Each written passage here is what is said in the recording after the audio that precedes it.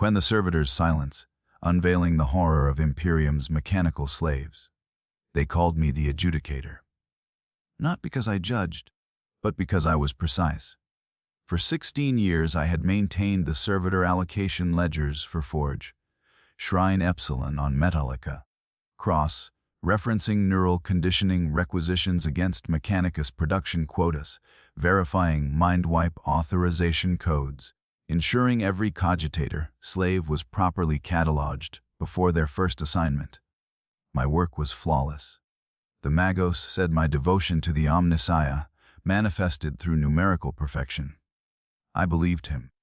I believed the servitors were mercy given form, criminals and heretics redeemed through sacred labor, their sins burned away in the holy fires of transformation. My name is Lyras Ven, third rank cataloger of the Adeptus Mechanicus Servitor Creation Division, and I want you to understand this truth before all others. I participated willingly in an atrocity I did not yet comprehend, and my ignorance was a choice I made every single day. My station occupied a climate-controlled archive on the Forge, Shrine's third sublevel, maintained at precisely 16 degrees Celsius to preserve the parchment records spanning 4 centuries of servitor production. The air smelled of blessed machine oil and sanctified vellum, sweet incense, and the faint copper tang of the recycled atmosphere. Every morning at the 6th hour I would arrive, genuflect before the small shrine to the Omnissiah built into the eastern wall, light 3 candles for the machine god's wisdom, and begin my devotions through labor. The ledgers were my scripture. Each entry represented a soul saved from damnation, transformed from corrupted flesh into purified instrument of the Imperium's will. The work followed patterns that had become sacred through repetition. I would process between 40 and 60 servitor creation authorizations each day, checking each form against 17 different verification matrices. Name of the condemned, crime committed, sentencing authority, neural template designation, biometric authentication codes, projected servitor classification upon completion of transformation. The forms arrived from various sources throughout the sector: arbitrator courts, inquisitorial tribunals, military courts, martial, even occasionally from ecclesiarchal authorities condemning the particularly blasphemous. I would verify the signatures, ensure all fields were completed according to protocol, assign the condemned to appropriate conversion queues based on their physical specifications and the Forge's current production requirements. Then file the completed paperwork in chronological order within the archive's endless rows of filing cabinets. I took pride in my work. The Mechanicus had given me purpose when I was merely another orphan from the hive, slums of Metallica Prime, educated me in the sacred mysteries of record keeping, trusted me with the holy responsibility of maintaining the ledgers that proved the Omnissiah's mercy extended even to criminals and traitors.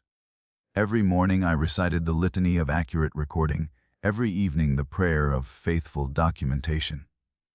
My supervisor, Magos Theta, 7 Kappa, had commended my service on 4 separate occasions, noting that in 16 years I had made exactly 0 transcription errors, 0 filing mistakes, 0 deviations from established protocol. That perfection was my devotion made manifest. The archive was my cathedral, and the ledgers were my congregation. I knew the histories they contained, could recite production statistics by year, by crime category, by servitor classification. In the year 447, MN41, we had processed 12,317 servitor conversions. Heresy accounted for 32% of cases, mutation 28%, sedition 18%, murder, theft, desertion, and miscellaneous offenses comprising the remainder. Each soul rescued from the fires of damnation, given sacred purpose.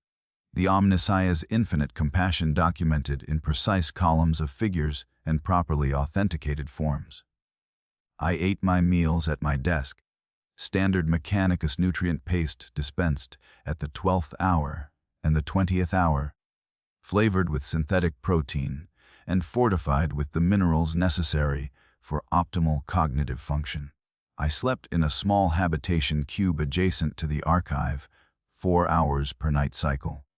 My dreams filled with orderly rows of numbers and the satisfaction of perfectly balanced ledgers.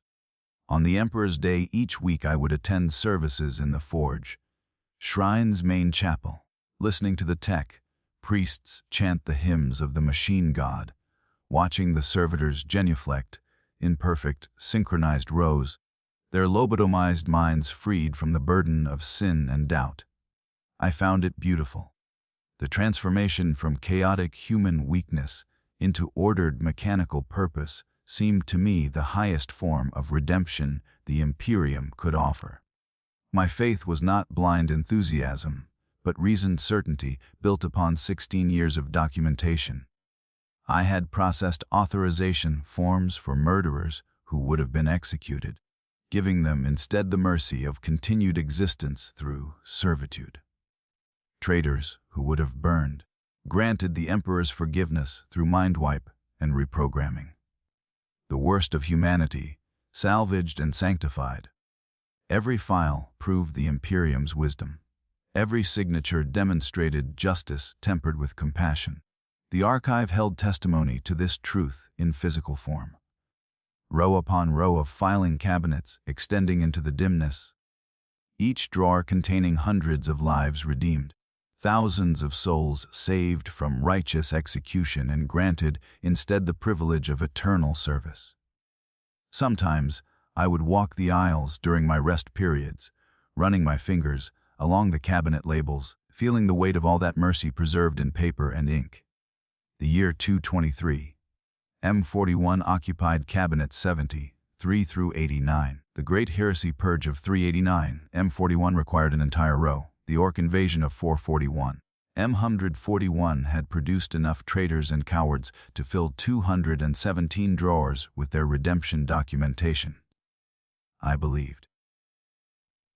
Not with the desperate faith of the fearful, but with the calm certainty of one who had seen the evidence, verified the records, witnessed the system functioning exactly as designed for 16 years without deviation. The servitors that maintained the forge, Shrine's corridors, that processed raw materials in the manufactorums, that served as living components in weapon systems and targeting cogitators. These were souls given purpose they could never have achieved in their corrupted, human state. I pitied them before their transformation and honored them after. The Omnissiah's wisdom made sacred through flesh and steel. But then came the form that should not have existed. It arrived in the morning processing batch on the 19th day of the 3rd month of 447. M41, Standard Mechanicus Authorization Format. Cream-colored parchment with the Cog Mechanicus watermark, all proper authentication seals intact. The condemned's name was listed as Mara Solon, age 14 standard years. Crime designated as suspicion of unsanctioned psychic manifestation. Sentencing authority listed as Arbit's Precinct 17. Metallica Prime. Servitor classification upon conversion labor. Template 7. Standard lobotomy procedure. Projected assignment to Waste Reclamation Facility 3, 7 Gamma. I processed it according to protocol, checking each field against the verification matrices. Everything was correct. Signatures authenticated. Seals verified. Form properly dated. I assigned her to Conversion Q Beta 7 and prepared to file the documentation. Standard procedure. Another soul redeemed through the Omnissiah's mercy. Then I noticed the date. The form was dated 3 days prior. But the investigation report, attached in the standard annexes according to Arbit's protocol, was dated 5 days after the authorization form.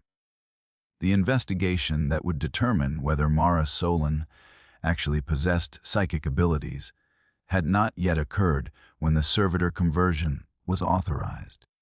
Someone had decided she would be transformed before anyone had verified whether she was actually guilty of the suspected crime. I stared at those dates for 17 minutes by the archive's chronometer. There had to be an explanation. A clerical error, perhaps. The forms had been misfiled, the investigation report attached to the wrong case. I checked the case number. It matched. I checked the authentication codes. They matched. I examined the signatures under the magnification lamp I used for detecting forgeries. Both authentic, signed by the same arbitrator, separated by 8 days that should not have existed in that sequence. My hands were steady as I set the form aside and retrieved my supervisor's Vox link code. I would report the discrepancy. The Magos would explain the bureaucratic error, and the matter would be resolved. There was always an explanation when the ledgers did not balance. 16 years had taught me that the system, though complex, was ultimately coherent. But I did not activate the Vox. Something stopped me. Some instinct I could not name. Instead, I returned to the filing cabinets and began searching for similar cases. Unsanctioned psychic manifestation. Suspicion thereof. I found 11 cases in the past year alone. I examined each investigation report, each authorization form, checking the dates with meticulous care that had become habit.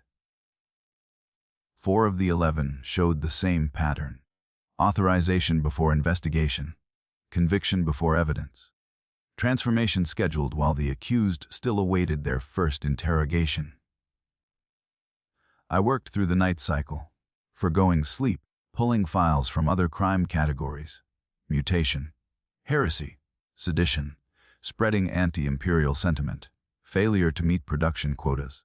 The more I searched, the more cases I found where the dates told impossible stories, where paperwork revealed people condemned before they were judged, where the investigation that should have determined guilt was merely procedural theater conducted after someone had already decided the outcome.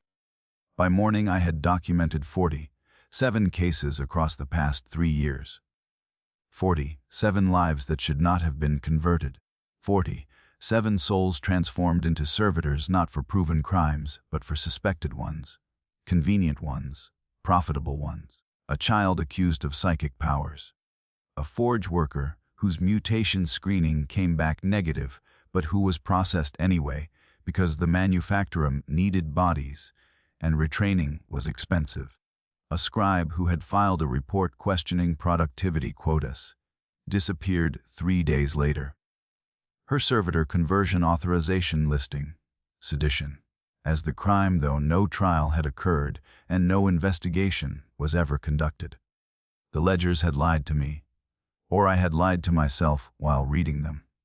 I sat at my desk as the morning shift began, staring at the stack of 47 files, feeling the first cracks spreading through the foundation of my faith like fractures in stressed ceramite. The archive's temperature had not changed, but I was cold, shaking slightly despite the climate control's precision. I had spent 16 years believing the documentation represented truth, that the signatures meant justice had been served, that the system which had given me purpose and meaning was fundamentally righteous, even if imperfect in execution. I had believed because belief was easier than doubt, because faith was safer than questions, because I needed the world to make sense, and the ledgers had provided that sense in columns of numbers that balanced and files that could be alphabetized and procedures that could be followed without thought or hesitation. I picked up Mara Solan's file again, 14 years old, suspected of possessing psychic abilities. Conversion authorized 3 days before investigation commenced. Investigation report concluded negative. No evidence of psychic manifestation detected. Subject likely experiencing normal adolescent hormonal fluctuations misinterpreted by concerned relatives. Recommendation: return to family with counseling. But the servitor conversion had already been scheduled.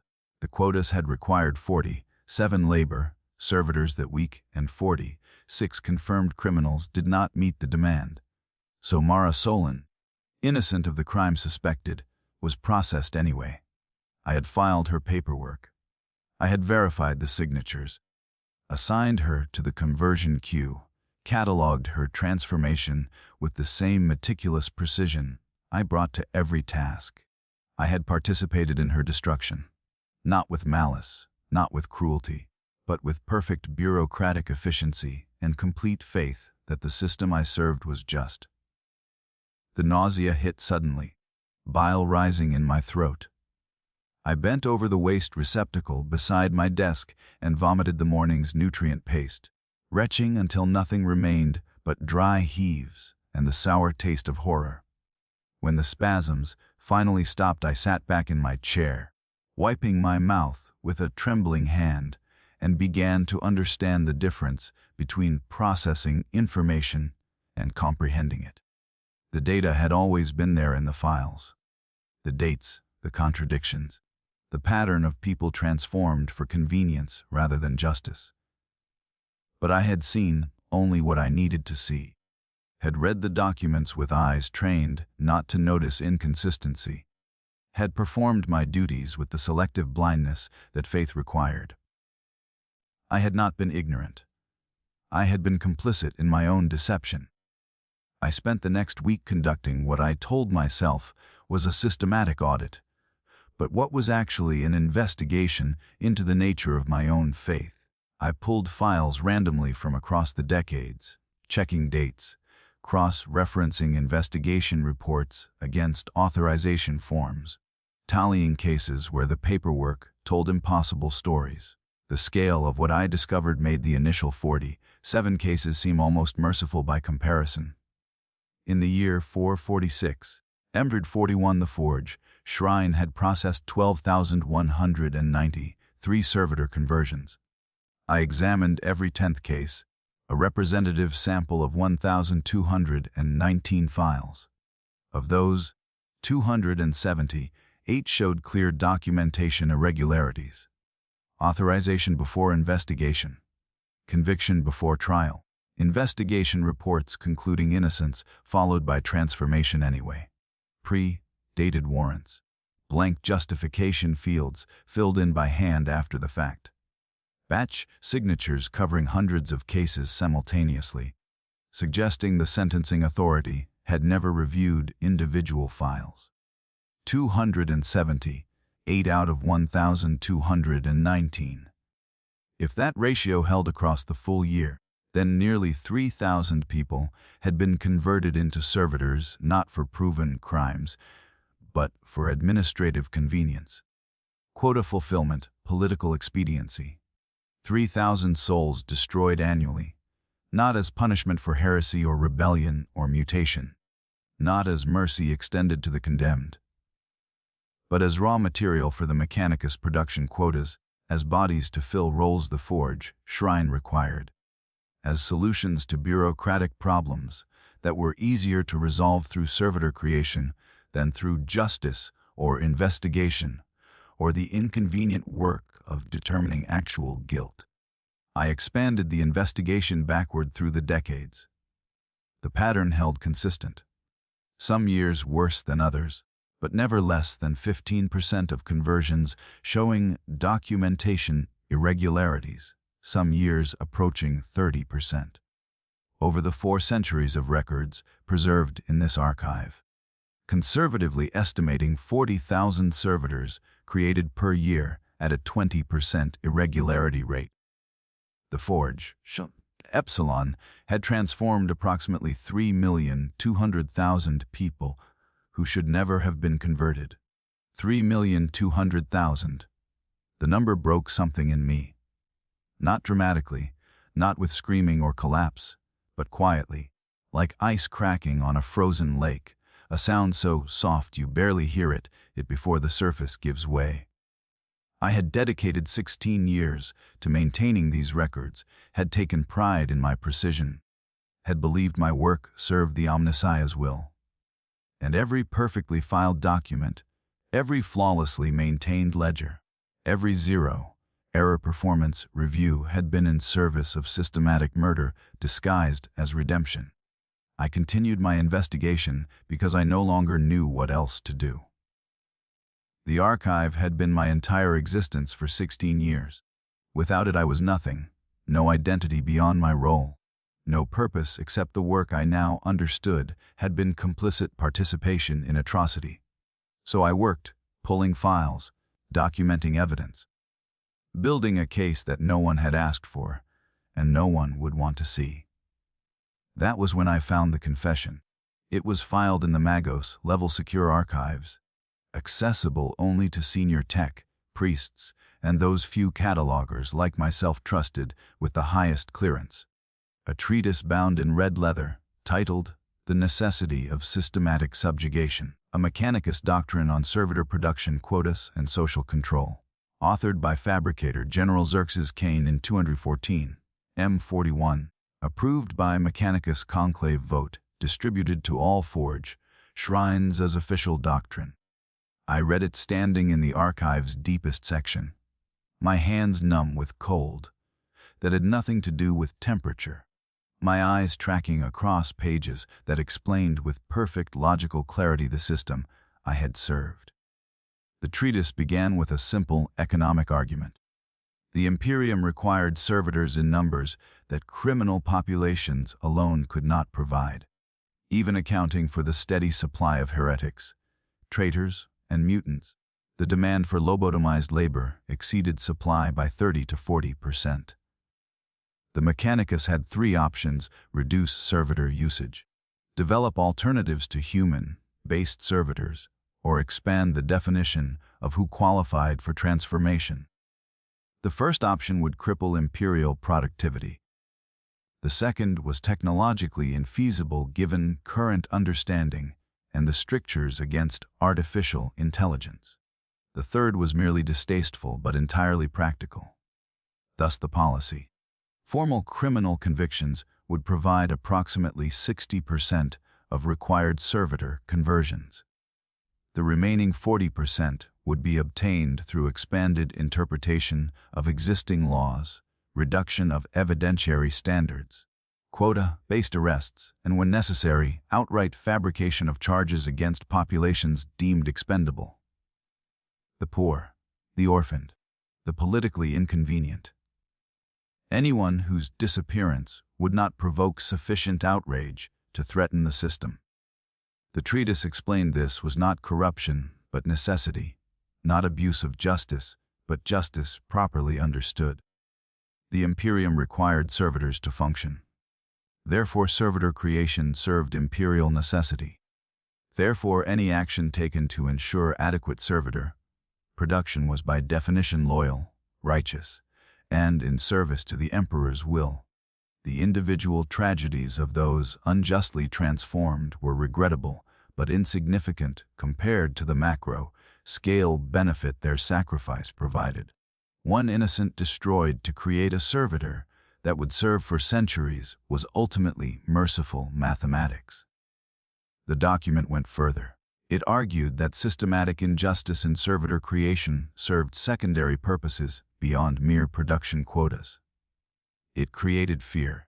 It demonstrated that imperial citizens existed at the system's pleasure, that any life could be terminated or transformed at any moment for any reason or no reason at all.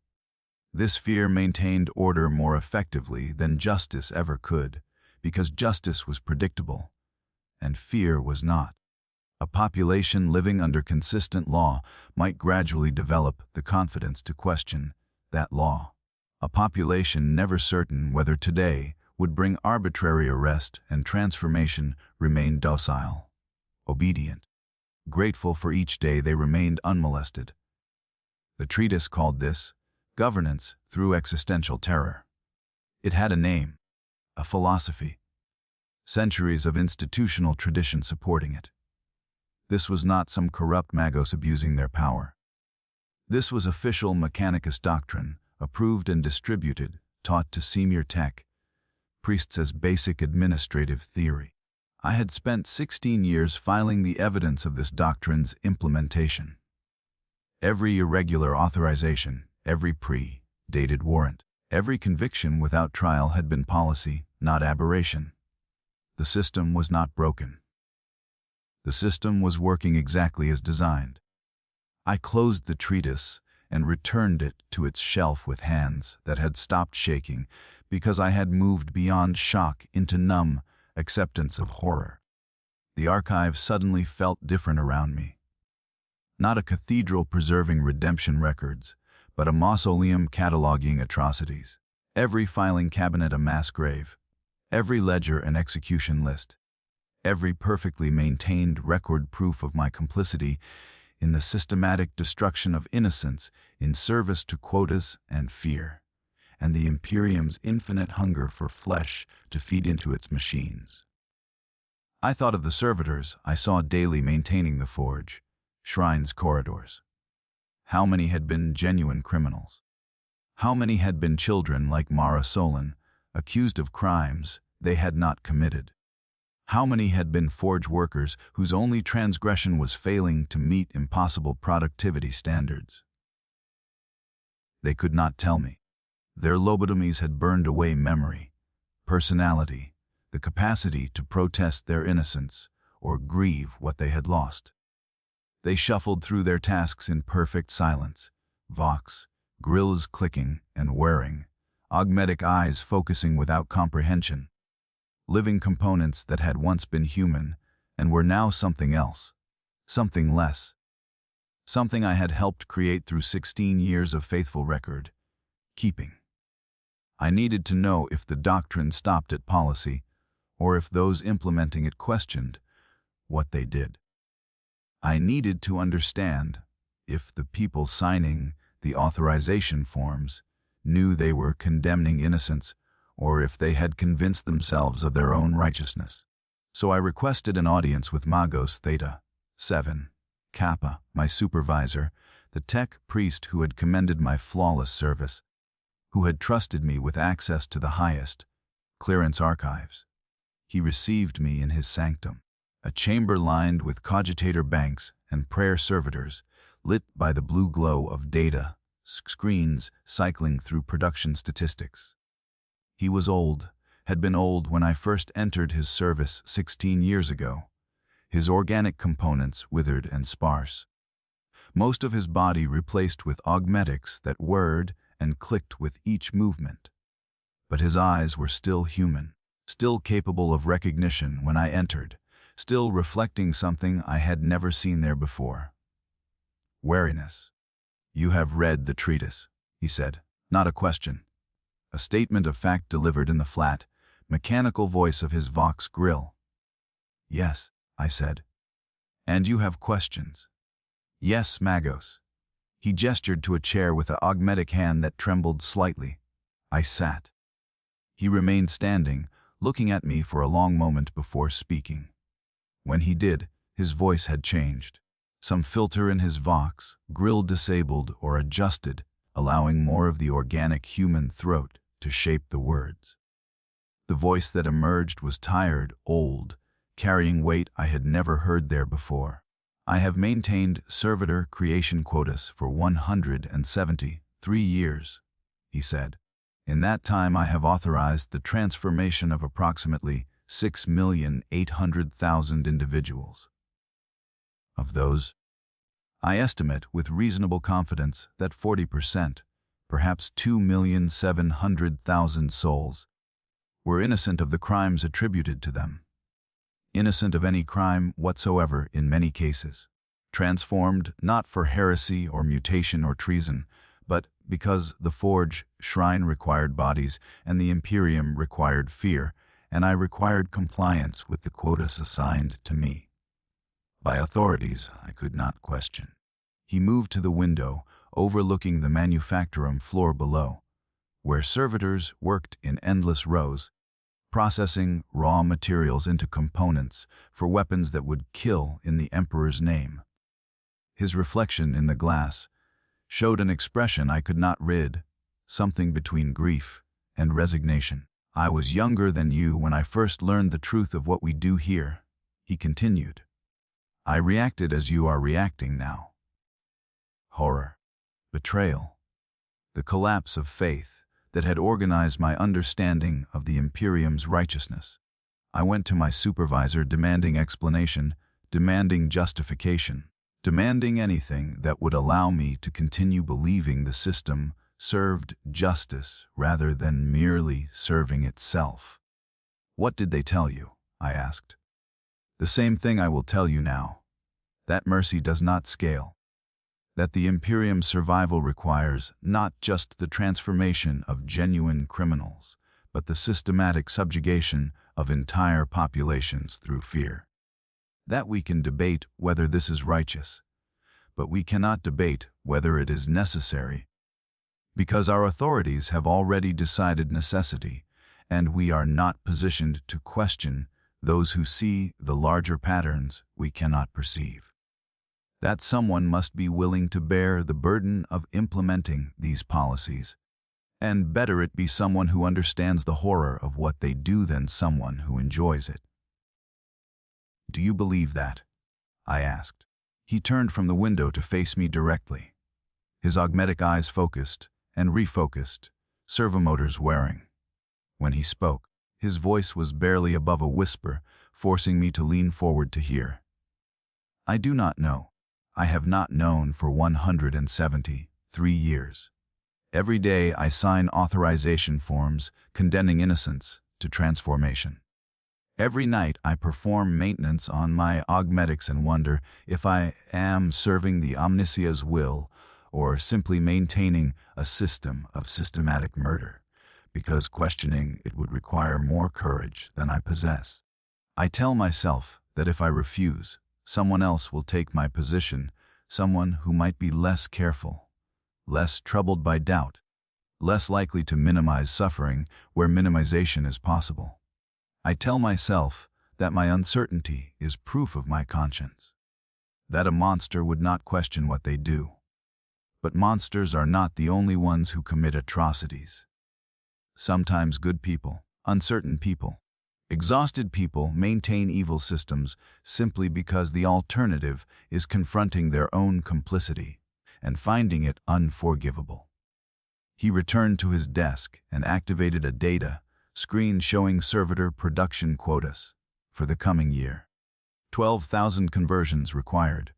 Target efficiency rate 97%. Acceptable mortality during transformation 8%. The numbers glowed blue against the darkness, cold and precise and utterly inhuman despite representing the destruction of thousands of lives. "I will give you the same choice I was given," the Magos said. "You may continue your work, carrying the knowledge of what you participate in, finding what peace you can in the belief that your precision minimizes suffering even if it cannot prevent it. Or you may refuse, and I will process your servitor conversion authorization with the same efficiency I have processed millions of others. The choice is genuinely yours. I will not judge whichever you select. I forfeited the right to judge 173 years ago."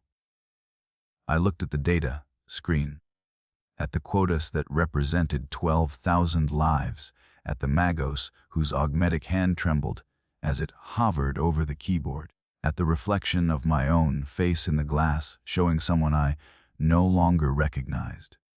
16 years of faith had collapsed in 2 weeks of investigation, leaving nothing but the rubble of certainty and the question of what came next.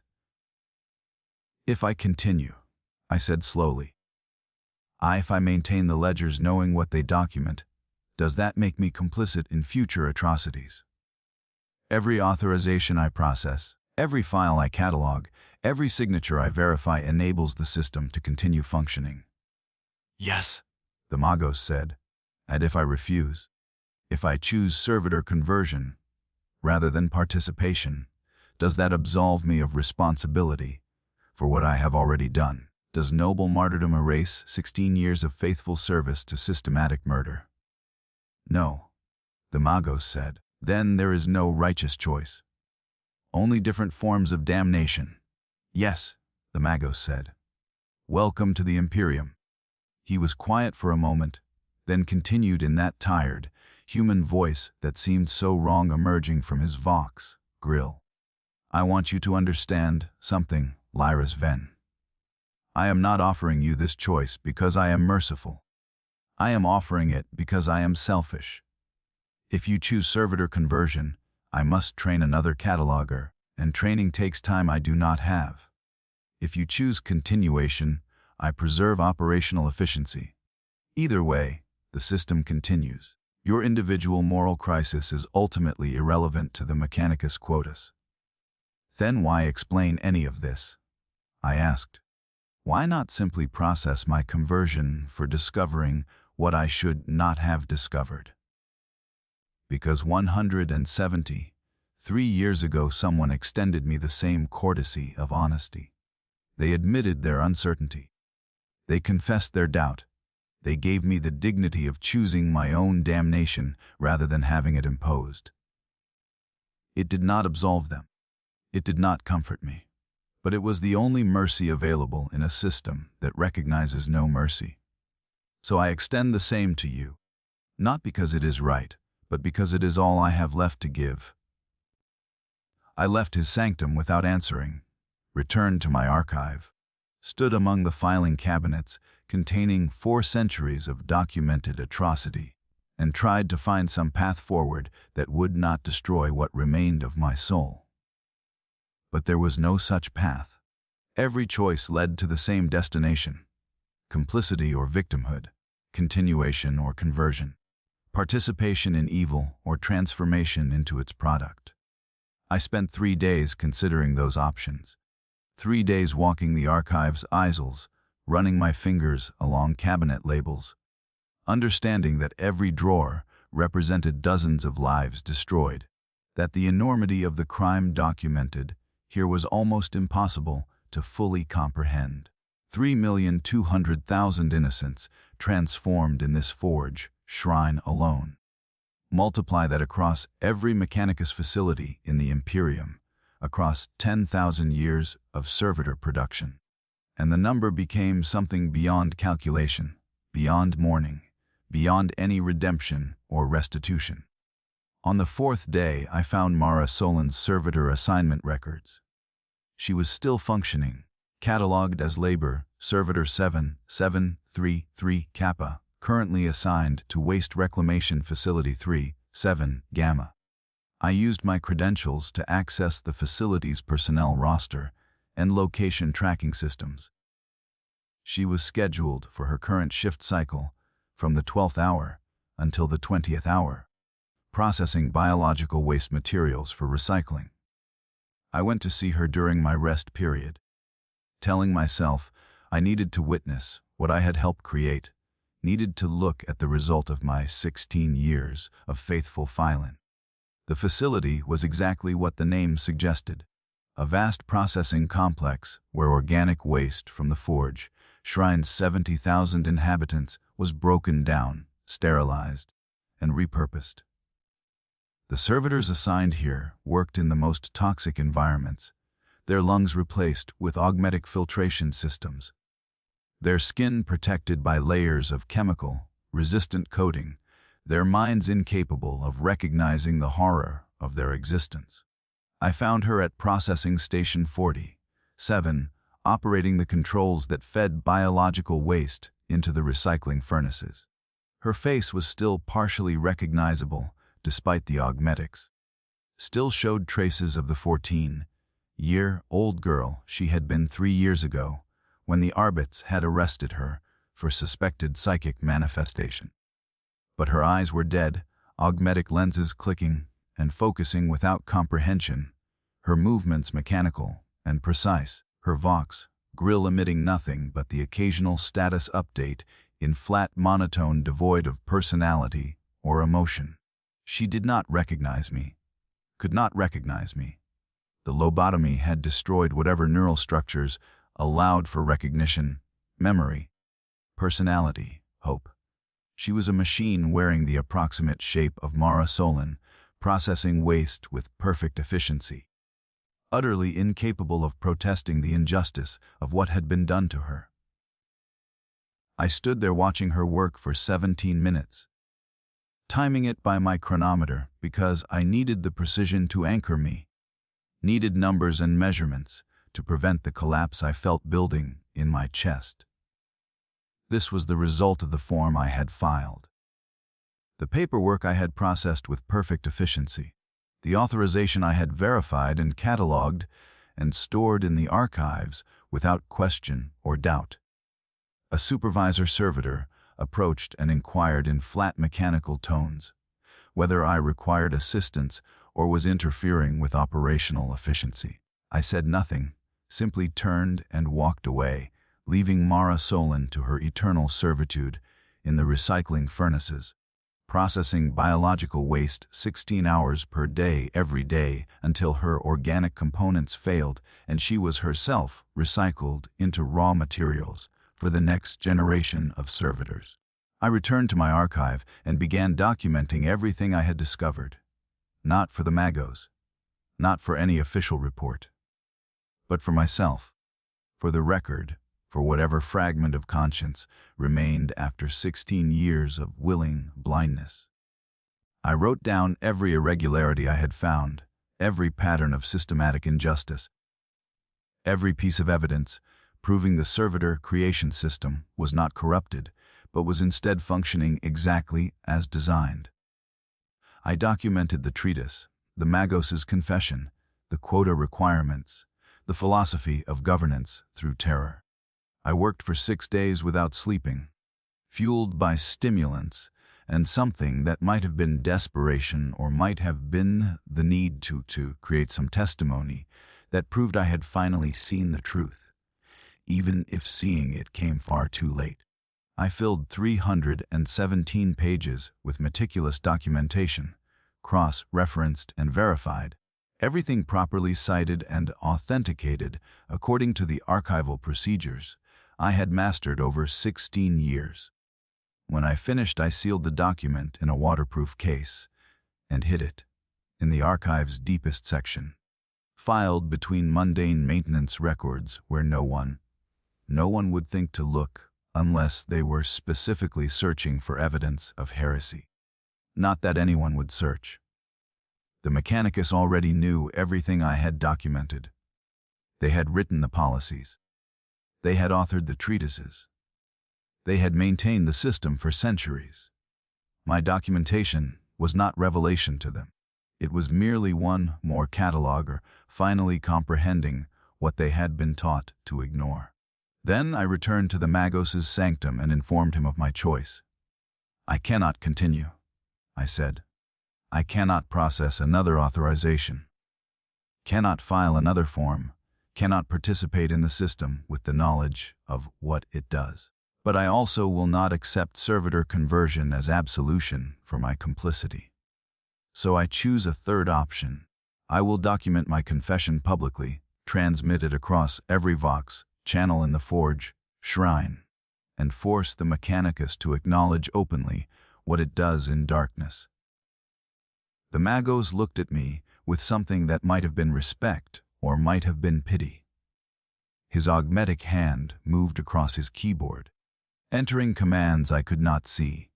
You understand this will accomplish nothing except your own execution. The populations here are too afraid to act on your revelation, too dependent on the system to risk protesting it. Your testimony will be declared heresy, your name erased from all records, your body processed into whatever raw materials can be salvaged, and tomorrow the quotas will continue exactly as before. I know, I said, but I will have chosen my damnation rather than having it imposed. That is the only mercy available in this system. You taught me that? Yes, the Magos said quietly. I did. He stood from his desk and approached me, moving slowly, his augmetics wearing with each step. When he was close enough, I could see the wariness in his remaining human features, the weight of 173 years of impossible choices. Before you commit to this, I want you to know something. The choice I gave you, the courtesy of honesty, the dignity of selecting your own fate. That was the only act of rebellion I have permitted myself in nearly 2 centuries.